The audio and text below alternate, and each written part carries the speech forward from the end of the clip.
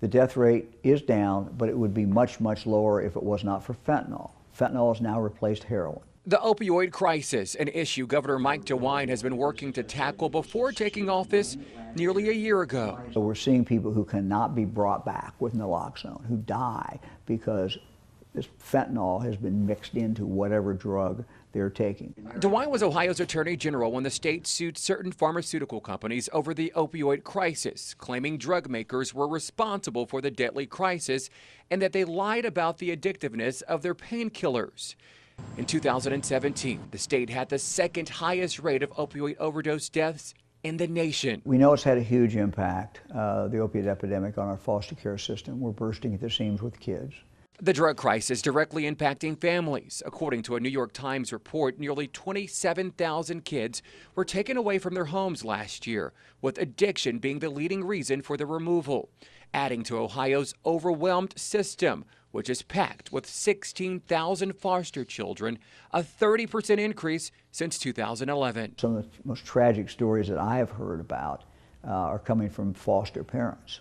And, I had a foster parent tell me, look, I wanted to adopt the child. The child was placed in my house 3 days old.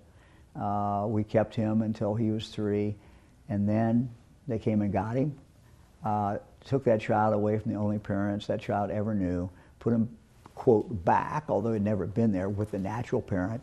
6 months later, the child was dead. That is just the most heartbreaking thing in the world, and we're seeing that too often. DeWine says the state's foster care system needs an overhaul, which is why he made funding it one of his top budget priorities during his first year in office. An unprecedented $220 million two-year increase to nearly doubling the state funding for children's service agencies like Lucas County Children's Services, which has been flooded with foster children. It's not the caseworkers' fault. They're overworked.